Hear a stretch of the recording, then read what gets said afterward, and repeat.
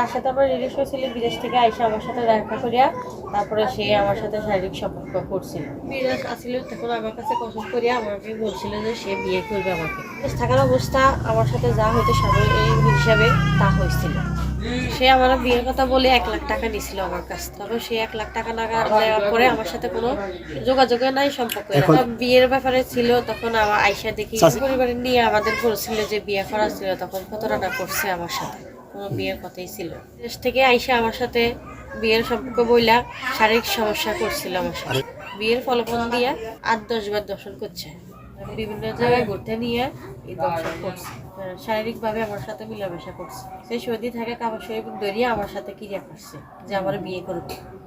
সে বিয়ের নামে এখনো প্রতারণা করতেছে, এড়িয়ে যাইতেছে। সে আমার থেকে বিয়ে করে আমার থেকে 1 লাখ টাকা নিয়েছিল। সেই পরে আমার থেকে 1 লাখ টাকা নিয়ে পরে আমার সাথে কোনো যোগাযোগ হয় না। মেয়ের ইজ্জত নষ্ট করছে, তার বল আপনারা দেন।